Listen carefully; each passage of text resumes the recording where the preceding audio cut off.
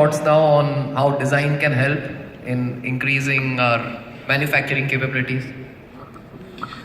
Thank you very much for inviting me to the panel. Using technology is not only enough for manufacturing.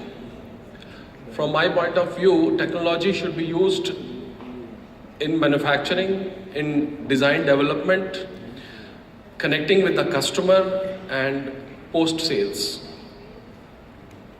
Then only we can make the best use of technology. If we just use the technology for manufacturing and we can't connect to the customer, can't do the communication with our buyers, since our context today is increasing exports, not only increasing, doubling the exports, that was the point. So to double the exports with the current scenario, we really need to adopt the whole system of technology right from starting point to the ending point. Starting point would be conceiving the design. The technology should be used how to conceive a new design. That's the biggest challenge right now to the industry, that new design development is not there. The designers who are currently in the market, they are not able to bring something new to the industry, and that is the biggest factor in international market. I have manufactured for US brands for last 20 years, and I know how difficult it is to develop and forecast designs for the next 2 years. This is design development, and technology plays a very big role in increasing the exports in this way. So if we adopt the technology for conceiving the new designs, we give the resource library to our designers, the stones available in the market. We only use limited number of stones. We don't have the availability of all the stones available. In the recent years, there are more than 200 new stones which can be used. The original forms of the stones should be available to the designers to think out of the box. We are just showing them faceted cabochons, beads, ready stones. They should be shown the raw form of the stones, how it comes out of the mind, so they can think out of the box. Here the technology plays a big role. A virtual library of resources should be developed for students to think out of the box. Then the design can be developed. Next would be manufacturing, of course. Just use of 3D printing and just use of CAD is not technology. That is one part of it. Quality control is the biggest issue of any country in the world for exports. If we can handle that issue effectively, control the quality, control the prices, control the weight, and be punctual, there is no way we cannot double our exports. Next would be the issues that our buyers, as an importer, I want to see if we have to increase exports, what our importer is looking at. He's looking at commitments, he's looking at perfect quality, they are looking at consistency in our supply, they are looking at suggestions from time to time, the new designs. We are happy with what orders we have, but we have to increase our exports. We have to propose them more designs. Then only how a salesman sells you a product. If you are going to buy one piece and he is able to sell you 2 pieces, how he will sell? He doesn't show you more pieces. So we have to propose more designs. We have to propose our ideas to our existing buyers. Then only we can increase our exports.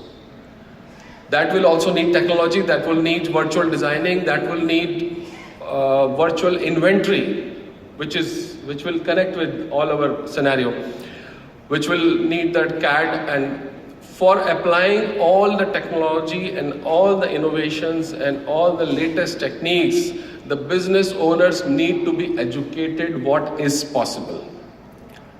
This is the biggest and the first step. All the business owners, the top of the line people who have to take the decisions, they should know what is possible. Unless they know what is possible, they are not going to be applied. And the chain goes right from top to bottom. The education of the whole team, right from the salesman to the factory owner to the employee, every person in the factory needs to be educated, and they have to have good communication. The communication within the factory, within the company, right from the retail store up to the manufacturing head from the factory, wherever they are located, this needs to be correct, which is again a part of technology.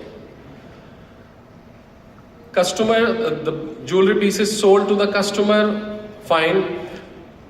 Customization, of course, is the part, sorry, I missed one point. While a selling point, the technology, the best use of technology can be while at the point of sale, what we saw on the video, that is biggest thing at the point of sale, that we can really customize the jewelry. India has got the capability.